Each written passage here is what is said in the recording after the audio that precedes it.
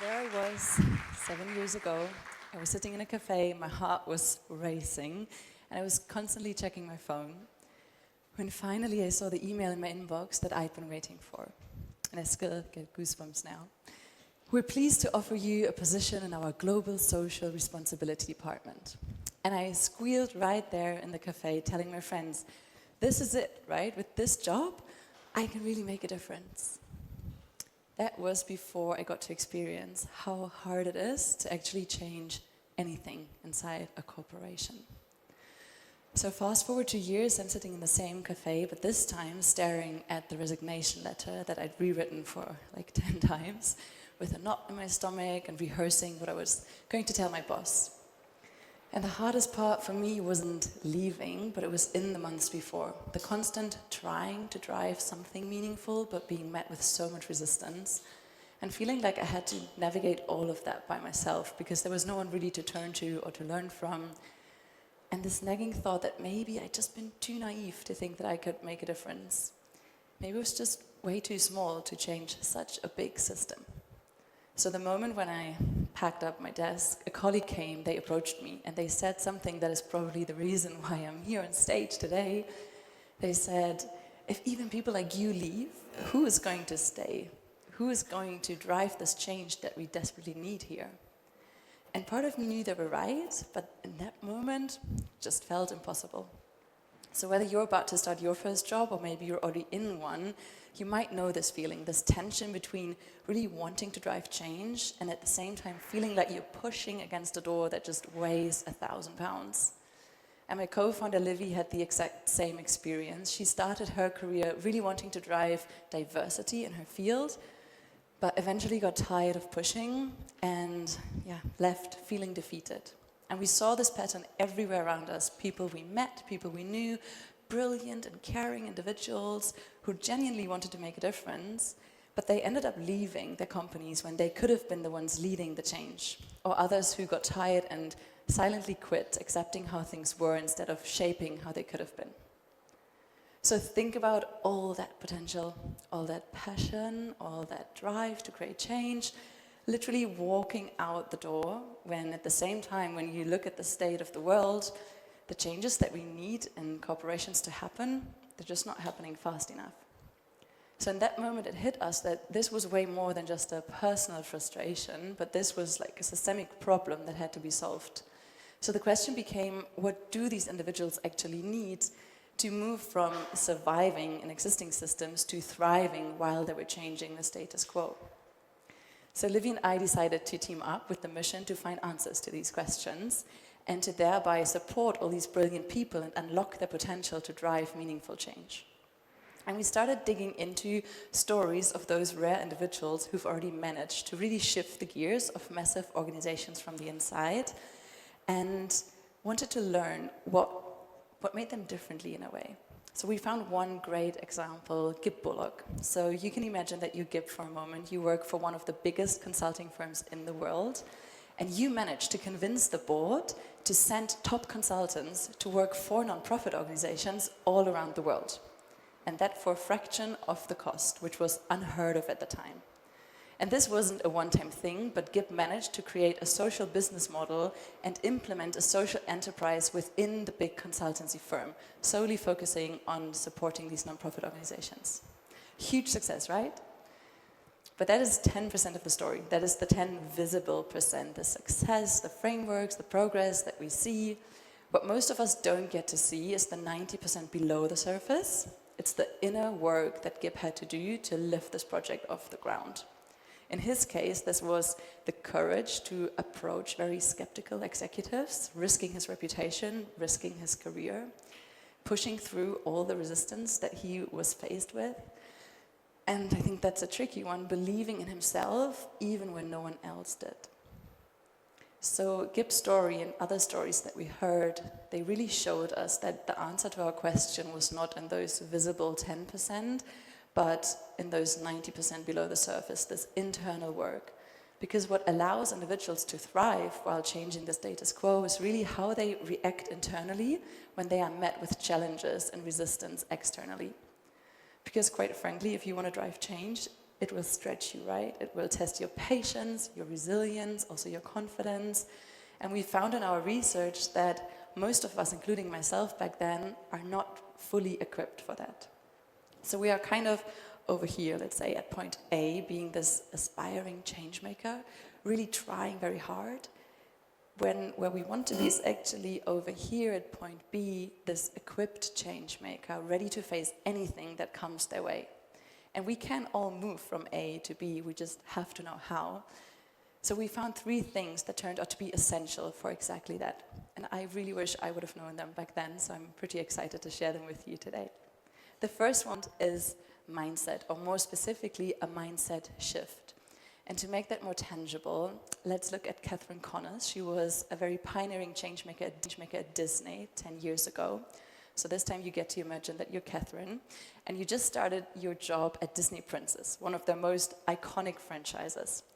So you're responsible for telling stories that will shape generations of young girls. But you walk into that job knowing that you don't want to continue with the old narratives, which were at the time telling girls to just be pretty, be chosen by a prince.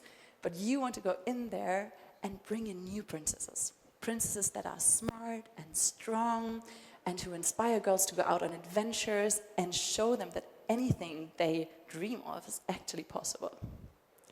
So what happens if you walk into a boardroom full of executives who've been earning millions with the old stories and propose such a drastic change? As you might imagine, she was faced with quite some resistance in the beginning, but Catherine chose to not give up because she had a mindset, a conscious shift to lean into the discomfort, to say yes to the discomfort even when things got really hard. She said yes to being a beginner in a very uncharted territory for her, and yes to all the fears that came with it. And she put all of that into a very nice story or picture. She said, if you go, let's say, to Disneyland and you go on the Haunted Mansion ride, then you know that it's going to get scary. But then in that moment when the ghost jumps out, you might feel scared for a moment, but you don't panic because you saw it coming. So in a way, you're more like, oh, here it is. True, I knew this was happening. And this conscious mindset is so important because usually our brains are wired for safety and belonging. And the moment we step out there, we want to drive change, we basically risk both. So usually what happens is that we then kind of want to go back into safety mode and stop what we're doing, or it just costs us a lot of energy to keep pushing when we feel unsafe. But by anticipating the fear and by being kind of ready for the uncertainty, it allows us to move from avoiding discomfort really to leaning into discomfort and feeling equipped. And that is a very subtle mindset shift that happens inside of you. No one else can see it, but it is a true game changer. Now, the second thing we found might not come as a surprise for most of you tonight. Find your allies, to find your community of people who walk with you, especially when the path gets tough.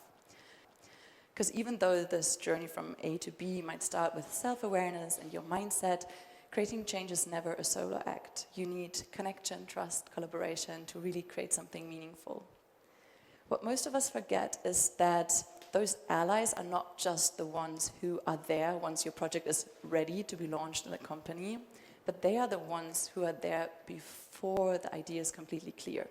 The ones who say, okay, I don't quite know where this is going, but let's explore it. Let's just try it. And maybe they're even the ones who are willing to take these first initial steps of becoming an equipped change maker with you. So those are the allies that you want to find.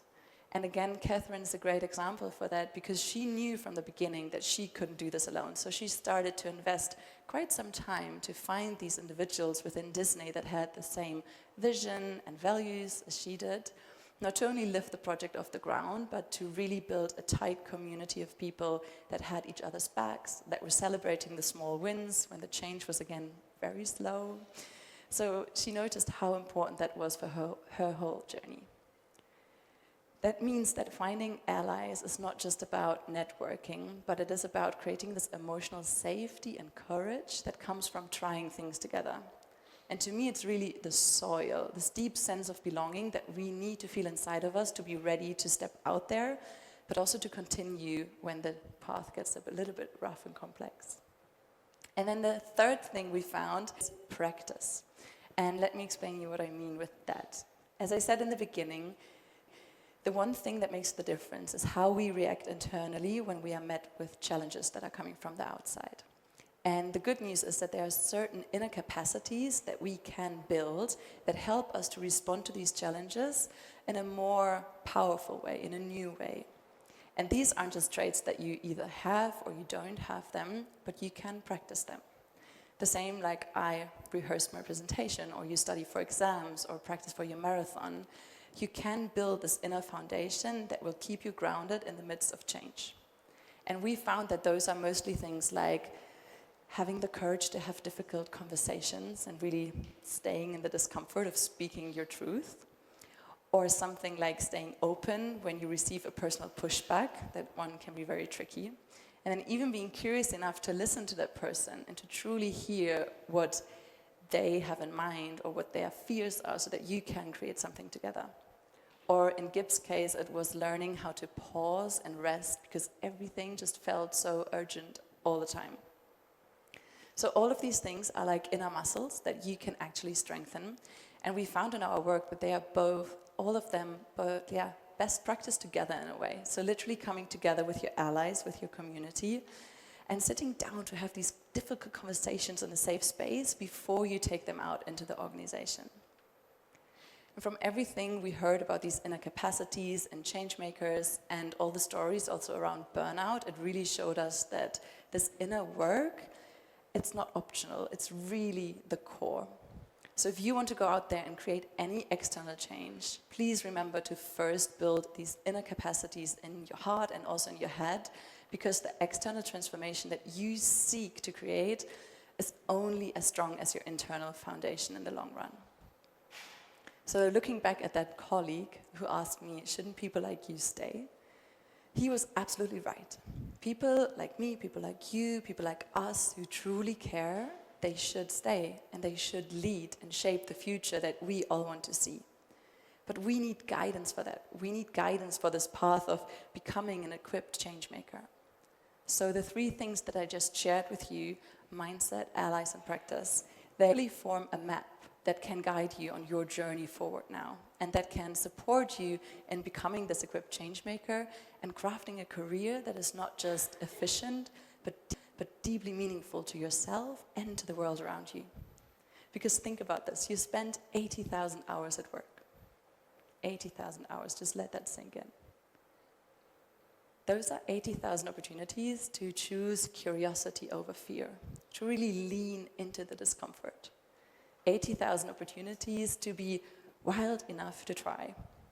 And 80,000 opportunities to create meaningful change and ripple that into the systems around you.